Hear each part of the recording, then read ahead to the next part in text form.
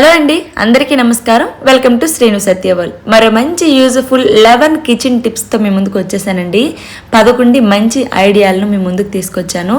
ఈ టిప్స్తో మీ వంటగదిలో పనిని సులభంగా చేసుకోవడమే కాకుండా మనీ అండ్ టైంని కూడా సేవ్ చేసుకోవచ్చండి. మరి ఇంకెందుకు ఆలస్యం, ఒక్కొక్కటిగా చూపిస్తాను, వచ్చేయండి. Tip number 1. ఎప్పుడైనా మనం ఇంట్లోని బఠానీలు కానీ శనగలు కానీ వండుకోవాలంటే నైట్ నానబెట్టాల్సి ఉంటుంది కదండి. హడావిడిలో నానబెట్టడం మర్చిపోతూ ఉంటాం కదండి. అలా కాకుండా మీరు మర్చిపోయినా సరే 1 అవర్లోనే శనగలు అనేవి నానిపోతాయండి. ముందుగా హాట్ బాక్స్ ఒకటి తీసుకొని మీకు ఎన్ని కావాలని శనగలు వేసుకొని బాగా మరిగించి నీళ్ళు శనగల్లో వేసుకొని మూత పెట్టేసి 1 అవర్ పాటు ఉంచినట్లయితే శనగలు కానీ బఠానీలు కానీ చూసారా ఎంత బాగా నానిపోయావో, చాలా బాగా పొంగుతాయండి. మీరు రాత్రంతా నానబెడితే ఏ విధంగా ఉంటాయో అలాగనే ఉంటాయండి ఇవి కూడాను. అందులో ఎలాంటి డౌట్ కూడా ఉండదు. చూసారు కదా, ఆ వేడి నీళ్ళని పంపేసి నీట్గా వాష్ చేసుకొని నార్మల్ వాటర్ వేసుకొని మీరు కర్రీ చేసేసుకోవడమే. మీకు ఉడికిన తర్వాత కూడా చూపిస్తున్నాను చూడండి ఎంత బాగా ఈ శనగలు అనేవి నానాయి అనేది మీకు తెలుస్తుంది. చూసారు కదా, చాలా బాగా వర్క్ అవుతుంది. ఈ టిప్ని తప్పకుండా ట్రై చేయండి. Tip number 2.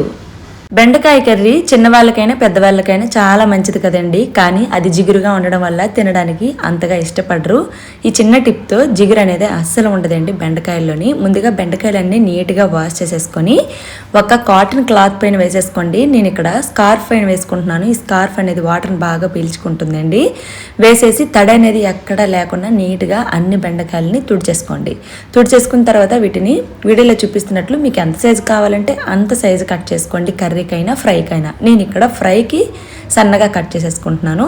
ఇప్పుడు వీటిని నైట్ అంతా ఫ్యాన్ కింద వదిలేయండి, లేదా ఒక 2 గంటల పాటు ఎండలో పెట్టినా సరిపోతుంది.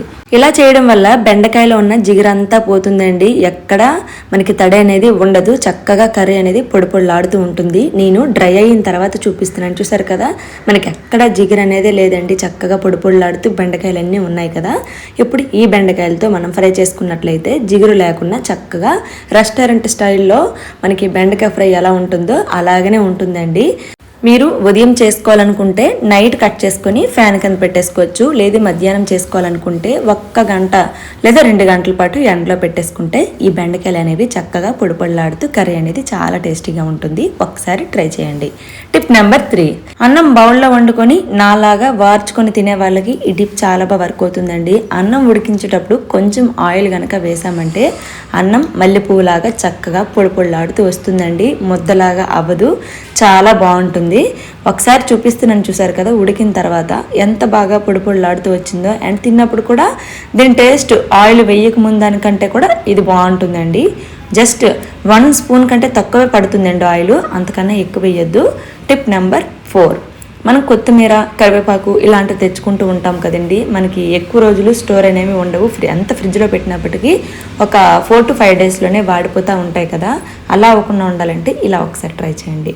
ఏదైనా ఒక బాటిల్ తీసుకొని, నేను మాత్రం కొంచెం కిందకి కట్ చేసుకున్నానండి, మీరు పైకి కట్ చేసుకోండి. వీడియోలో చూపిస్తున్నట్లు కట్ చేసుకొని అందులోకి వాటర్ వేసుకొని, వేర్లు ఉండాలండి, వేర్లు మాత్రం కట్ చేయొద్దు. కరివేపాకు అయితే రెబ్బలు కట్ చేయకుండా పెట్టుకోండి. కొత్తిమీర అయితే వేర్లు కట్ చేయకుండా పెట్టుకోండి. ఇప్పుడు దీన్ని ఫ్రిడ్జ్లో పెట్టుకున్నట్లయితే మనకి 10 డేస్ వరకు కొత్తిమీర అనేది చెక్కు చెదరదండి. నేను ఈ విధంగా చేసి ఫ్రిడ్జ్లో పెట్టి ఊరికి వెళ్ళి వచ్చామండి 10 డేస్ తర్వాత. అప్పటికి ఇలాగనే ఫ్రెష్గా ఉందండి. చాలా బాగా వర్క్ అయ్యింది. తప్పకుండా ట్రై చేయండి. Tip number 5. మనకి టమాటాలు తక్కువగా ఉన్నాయని మనం ఎక్కువ కొని తెచ్చుకుంటూ ఉంటాం కదండి. కానీ అవి ఎక్కువ రోజులు ఉండవు, కుళ్ళిపోయి మెత్తబడిపోతూ ఉంటాయి కదా. అలా అవ్వకుండా ఉండాలంటే ఇలా ఒకసారి ట్రై చేయండి. కేజీల కొద్ది టమాటాలు తెచ్చుకున్నప్పుడు ఫ్రిడ్జ్లో ఎక్కువ స్టోర్ చేసుకోలేం కదండి. అలాంటప్పుడే బయట పెట్టుకోవాల్సి ఉంటుంది. ఎన్ని టమాటాలు అయినా సరే బయట ఉన్నా సరే ఫ్రెష్గా ఎక్కువ రోజులు ఉంటాయండి. ముందుగా టమాటాలన్నిటినీ నీట్గా వాష్ చేసేసుకోండి, లేదా తడి అనేది లేకుండా టిష్యూతో కానీ క్లాత్తో కానీ తుడిచేసుకోండి. కొంచెం ఆయిల్ వేసుకొని టమాటా పైన మూటుకుంటుంది కదా, దానిపైన అన్ని టమాటాలకి రాయండి.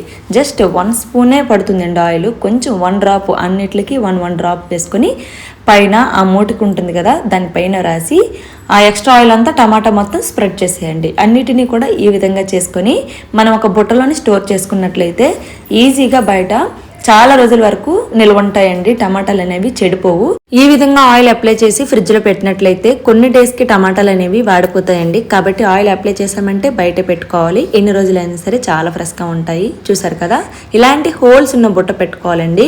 హోల్స్ ఉన్న బుట్టలో పెట్టేసి మనం బయట స్టోర్ చేసుకున్నట్లయితే ఎన్ని రోజులైనా చాలా ఫ్రెష్గా ఉంటాయి కుళ్ళిపోకుండా. టిప్ నెంబర్ 6, మనం ఒక్కొక్కసారి అంటే కర్రీ చేసుకుంటూ ఉంటాము, ఉప్పు ఎక్కువైపోతూ ఉంటుంది కదండి, దాన్ని అయితే తీయలేము. ఎక్స్ట్రా ఏదైనా యాడ్ చేసినా సరే టేస్ట్ అనేది పోతుంది. టేస్ట్ డిఫరెన్స్ ఏమీ లేకుండా సాల్ట్ని తగ్గించొచ్చండి. అది ఎలాగా అంటే 2 బంగాళదుంపల్ని పొట్టు తీసేసి కర్రీలో వేసినట్లయితే సాల్ట్ అనేది అది పీల్ చేసుకుంటుందండి. ఒక్క 2 నిమిషాల పాటు కుక్ చేస్తే సాల్ట్ అంతా అబ్జర్వ్ చేసేసుకుంటుంది. ఈ బంగాళదుంప అనేది మనకి యాజ్ యూజువల్గా మనకి కర్రీ అనేది టేస్ట్ అనేది బాగుంటుందండి. ఉప్పు అనేది మనకి బ్యాలెన్స్ అయిపోతుంది. చాలామంది హడావుళ్ళు ఉప్పు అనేది ఎక్కువగా వేసేస్తూ ఉంటాము. మనకు తెలియకుండానే ఇంట్లో వాళ్ళతో తిట్లు కాస్తూ ఉంటాం కదండి. అలాంటి వాళ్ళకి ఈ టిప్ చాలా బాగా వర్క్ అవుతుంది. ట్రై చేయండి. 2 నిమిషాలు ఉడికిన తర్వాత బంగాళదుంపల్ని బయటకు తీసేయండి. ఇప్పుడు నేను ఉప్పు చూస్తున్నాను, కరెక్ట్గా సరిపోయిందండి. ఒకసారి ట్రై చేయండి. టిప్ నెంబర్ 7, మనము నాన్ వెజ్ కర్రీస్ వండుకునేటప్పుడు అంత తొందరగా కుక్ అవ్వండి. మెయిన్ మటన్ తలకాయ కర్రీ. ఈ టిప్ చాలా బాగా వర్క్ అవుతుందండి. నేను ఇక్కడ మీకు చూపించడం చికెన్ చూపిస్తున్నాను. చికెన్లో కూడా కొన్ని గట్టిగా ఉన్న ముక్కలు ఉంటాయండి. ఎంత కుక్ చేసినా సరే అవి మెత్తపడవు. మెయిన్ తలకాయ మనం కుక్కర్లో పెట్టినప్పటికీ ఎన్ని విజిల్స్ అయినా సరే అది మనకి మెత్తగా అవ్వదండి. కర్రీ చాలా వరకు కుక్ చేయాల్సి ఉంటుంది కదా. అలాంటప్పుడు ఈ చిన్న టిప్ని ఫాలో అవ్వండి. కొబ్బరి చెప్పండి చిన్న ముక్కగా ఈ విధంగా తీసుకొని దాన్ని కర్రీలో వేసుకోండి. ఎక్కువ కూర అయితే ఒక 2 చెప్పులు వేసుకోండి. ఇక్కడ నేను తక్కువ కాబట్టి చిన్న పింక్ వేసుకుంటున్నాను. కర్రీలో వేసుకొని మీరు ఉడికించుకున్నట్లయితే కర్రీ అనేది తొందరగా ఉడికిపోతుందండి. ఈ టిప్ నేను మా అమ్మ దగ్గర తెలుసుకున్నాను. ఒకసారి వేస్తే ఎందుకు వేస్తున్నావు అమ్మ కొబ్బరి పెంకు కూరలో అని అడిగితే మా అమ్మ తలకాయలో వేసిందండి. ఇలా వేస్తే తలకాయ అనేది తొందరగా ఉడికిపోతుంది. అంటే మనం యాక్చువల్గా ఎక్కువ విజిల్స్కి ఉడికిస్తాం కదా, ఇలాగైతే కొంచెం తొందరగా ఉడికిపోతుందమ్మా అని చెప్పింది. మీకు కూడా యూజ్ అవుతుందని ఈ టిప్ని మీతో షేర్ చేసుకున్నానండి. మటన్ కానీ తలకాయ కానీ కుక్కర్లో పెట్టి ఉడికించినప్పుడు ఇలా ఒకసారి ట్రై చేయండి, చాలా బాగా వర్క్ అవుతుంది. టిప్ నెంబర్ 8, మనము బియ్యం కడిగిన నీళ్ళని వంపేస్తూ ఉంటాం కదండి. యాక్చువల్గా బియ్యం కడిగిన నీళ్ళలోనే మనకి ఎక్కువ ప్రోటీన్స్ అనేవి ఉంటాయి. కానీ మనం పడేస్తూ ఉంటాం. పడేయకుండా వీటిని కూడా చాలా బాగా రీయూజ్ చేసుకోవచ్చండి. బియ్యం కడిగిన నీళ్ళని తీసుకోవాలండి. ఒక గిన్నెలోకి తీసుకొని ఇక్కడ ఒక షాంపూ ఏదైనా సరే షాంపూని వేసుకొని మనము క్లీనింగ్ పర్పస్కి యూజ్ చేసుకున్నట్లయితే చాలా బాగా వర్క్ అవుతుందండి. కిచెన్ అయినా డైనింగ్ టేబుల్ అయినా ఫ్రిడ్జ్ అయినా ఏదైనా సరే తుడుచుకుంటే తెల్లగా మెరుస్తాయండి. చాలా బాగా వర్క్ అవుతుంది. ఇంకా ఇదే కడిగిన నీళ్ళని మొక్కలకు వేసుకున్నా సరే చాలా మంచిది. ఇంకా మనకి తలకు కూడా పెట్టుకుంటే మనకి కండిషనర్ లాగా పనిచేస్తుందండి. చిన్న బాటిల్ ఏదైనా తీసుకొని క్యాప్కి హోల్ పెట్టేసుకొని మనం రెడీ చేసుకున్న ఈ లిక్విడ్ని వేసేసుకొని కిచెన్ క్లీన్ చేసినప్పుడు, అంటే మెయిన్గా మనం వంటకి ముందు బ్యాక్ సైడ్ వాల్ ఉంటుంది కదా, దానికి స్ప్రే చేసి వదిలేస్తే వంట అయిపోయిన తర్వాత మనకు క్లీన్ చేసుకోవడానికి చాలా ఈజీగా ఉంటుందండి. ఆ వాల్కి ఇంకా gas stove, dining table, fridge ఇలా ఏవైనా సరే చాలా నీట్గా మెరుస్తాయండి ఈ లిక్విడ్తో క్లీన్ చేసుకున్నట్లయితే. మెయిన్ ఈ లిక్విడ్ ఎక్కువ రోజులు స్టోర్ ఉండదండి. గంజి వేసాం కాబట్టి పులిసిపోతుంది. మీకు కావాల్సినంత అంటే ఒక వారం రోజులకి లేదా ఒక 3-4 రోజులకి ప్రిపేర్ చేసుకొని పెట్టుకుంటే సరిపోతుంది. చూసారా, నేను స్టవ్ ఇంకా వాల్ కూడా క్లీన్ చేసి చూపిస్తున్నాను. జిడ్డు అనేది ఉండదండి, చాలా తెల్లగా మెరుస్తాయి. నేను ఆల్రెడీ స్టవ్ క్లీన్ చేశాను కాబట్టి మీకు తెలియకపోవచ్చు, కానీ వాల్ కూడా నేను క్లీన్ చేసి చూపిస్తున్నాను. నేను ఎప్పటికప్పుడే ఇంకా స్టవ్ క్లీన్ చేసేసుకుంటానండి. మీకు డిఫరెన్స్ తెలియకపోవచ్చు, కానీ ఎంత బాగా జిడ్డు పెట్టినా మురికి పెట్టినా వాలైనా ఇంకా స్టవ్ అయినా సరే చాలా తెల్లగా మెరుస్తాయి. ఇక నుంచి బియ్యం కడిగిన నీళ్ళని పడేయకుండా ఇలా ఒకసారి ట్రై చేయండి, చాలా బాగా వర్క్ అవుతుంది. మీకు వేలుతో తీసి మరి చూపిస్తున్నాను, చూసారు కదా, ఎలాంటి డస్ట్ కానీ జిడ్డు కానీ ఏమీ లేదు. మీరు లైవ్లోనే చూస్తున్నారు. టిప్ నెంబర్ 9, పిల్లలకి స్లేట్ వర్క్ ఇస్తూ ఉంటారు కదండి. స్కూల్లో అయినా ఇంటి దగ్గర మనమైనా సరే స్లేట్ వర్క్ ఇస్తే ఈ విధంగా వాళ్ళు ఏమైనా తప్పులు వస్తే చేతితోనే తుడిపిసుకుంటారు. అలాగే ఎంతసేపు తుడిసినా సరే చేతి నింపగా డస్ట్ అంటేస్తుంది. ఇంకా స్లేట్ మీద ఉన్నది పోదు, సరిగ్గా స్లేట్ అనేది రాయదు కదండి. చూసారు కదా, ఇలా అవ్వకుండా ఉండాలంటే ఈ చిన్న టిప్ను ఫాలో అవ్వండి. ఏదైనా ఒక చిన్న బాటిల్ తీసుకోండి. ఆ బాటిల్కి క్యాప్కి హోల్ పెట్టుకొని దాంట్లో వాటర్ వేసి మంచినీళ్ళనే వేయండి. ఎందుకైనా మంచిది.